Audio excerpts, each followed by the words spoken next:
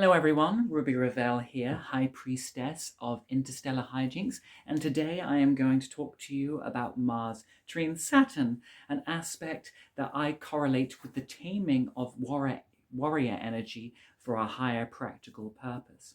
So if we envisage Mars as being the raw fire and libido that gets us going, that furnace in the belly that pulls us towards objects of our desire, that makes us want to assert our might and power in the world, that wants us to be strong, confident, and swaggering, that energy can sometimes be somewhat immature. Our desire energy is not unlike a toddler that wants what it wants regardless of whether that's particularly sensible or not. In its natural state, it is just a pure fire. But fire, if it is not to either get out of hand and turn into a raging conflagration, or to dwindle into little sputtering ashes, needs to be tamed and channeled in a mature and responsible way if it is to have any kind of efficacy. And this is where Saturn comes in. Saturn looks at those fires and says, you have a lot of potential, you had a lot of raw energy that I could utilize, but right now it's still in an immature state. We need to put it through a process of training. We need to harness it. We need to discipline it. We need to use it like an oxen being yoked to a plow. So if Mars is like a burly, hyper-energetic young man who has lots of potential as a great fighter, but at the moment is a bit too headstrong, a bit too pushy, doesn't really know how to control the power that he has, and can be perhaps a bit of a himbo, a bit of a raging Hercules, then Saturn is like the older, wiser figure. He is the sensei in the dojo. He is the knight who has been on many battles and therefore understands the experiential reality of what it is to use one's fires in a practical, real-world setting. Mars may just have these fantasies about being this wonderful hero who slays the dragon and saves the damsel in distress, but he might actually not know much about all the hard work and difficulty and training and self-denial that is necessary in order to make full use of one's powers. It isn't just about making oneself look strong and noble and incredible in the eyes of others. It involves actually offering a service to the rest of humanity. And this is what Saturn wants us to do. He wants us to be responsible in the usage of our energies, to be accountable to the rest of society in what we choose to do with what we've been given. And this very much makes me think of the myth of Parsifal from the Arthurian legends, who begins his quest to become a great valorous knight in King Arthur's court as a blundering imbecile, even though he is possessed of Adonis-like good looks, which makes other people rather favourable and forgiving towards him than they otherwise might be, and a natural, incredible raw strength. He's also an absolute blundering idiot at the beginning who knows nothing about the world whatsoever. He just totally relies on his raw instinctual impulses to carry him through every situation. And whilst that works very often in hand-to-hand combat, in other situations it proves disastrous, and he ends up putting women in situations where they get abused by their suitors because of ways in which he has intervened, where he is rude and unchivalrous to people at court and foments all kinds of disasters. But at some point in the journey, he actually slows down enough where someone can begin to teach him something and say, there is a proper knightly etiquette and code to doing things. There is a correct way to ride one's horse. There is a correct way to put on one's armor. There are certain rules and legalities that have to be engaged in with combat. We can't just go charging in. There are certain factors that we have to take into consideration. A true warrior should not be motivated by their anger and rage. Rather, they should have a coolness, a soberness to them, a clarity of thought so that they can say they are truly in control of their actions. When we are angry at someone and that impels us to do something aggressive, very often the results are not good. They are deleterious. They may undermine what we are actually hoping to achieve. When we just have that raw, untamed fire around us, that's when we make accidents. That's when we are overly hasty and we have too much fire for our own good, and it ends up consuming the very brand that is containing that fire.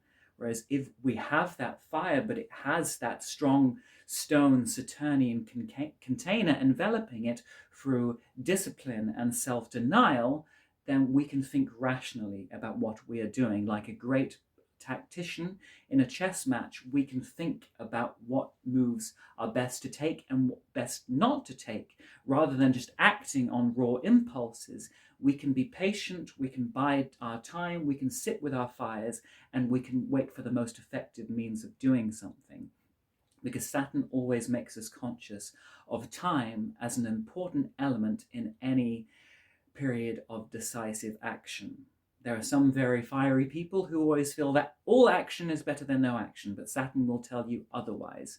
Sometimes the most effective thing we can do is wait for the right time to come along so that we can strike someone or something when it is weak.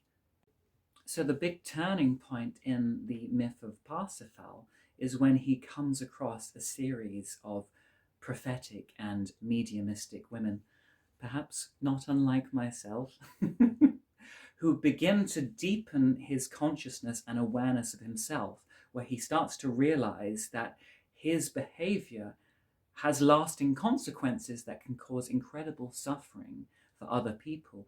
He realizes that leaving home has caused his mother to die of grief. He realizes that another situation where he forced himself upon a woman because he thought it was the right thing to do was actually a rapacious act that led to serious suffering and torment for the woman he so conquered.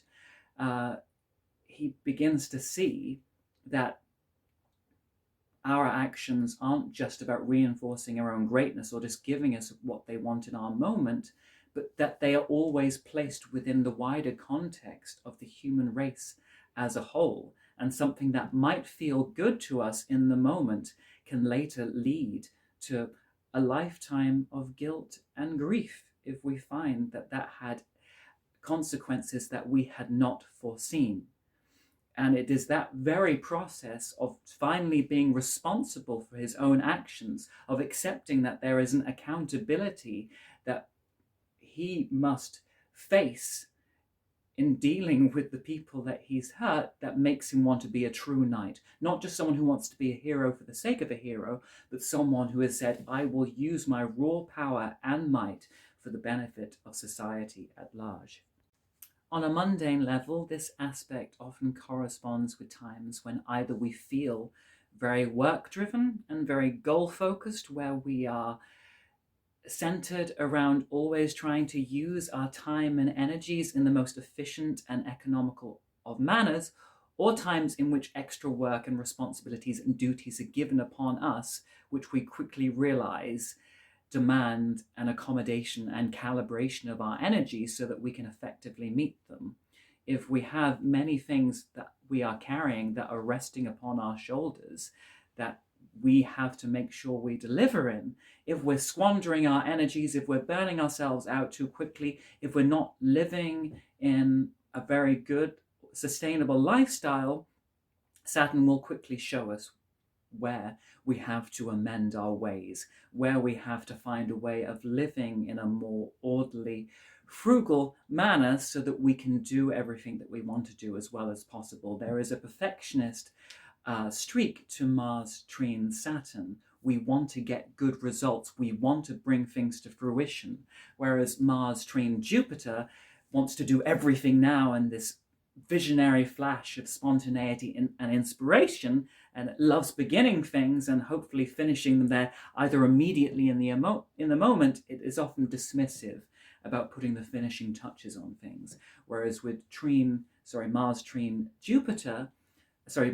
Saturn, we have the patience to abide, to bring a sort of meditative composure and equipoise to the activities that we're seeking, to make sure that we dot our I's and cross our T's, and we bring something to its closing chapter in a proper way. And sometimes that means letting things take as long as they take, not always just rushing towards the finishing line, but allowing things to mature at their own pace, even if very often we would like them to go quicker. And that doesn't mean this aspect doesn't produce some irritability and brooding, always having to hold back your own fires and your own self gratification and indulgence to do your work better does have its consequences, and that in itself can be exhausting. We can sometimes feel like we have a very heavy load on our back during Mars and Saturn aspects. However, at least during the trine, usually we feel we have the power and capability to bring everything to an effective close in a timely and orderly manner. This is also a better aspect for dealing with some of the conflicts that Mars is known to initiate. While during a more unruly Mars transit, we might let our anger or aggression run away with ourselves and say or do things in the moment that, like Parsifal, we will later regret and which will come to haunt us.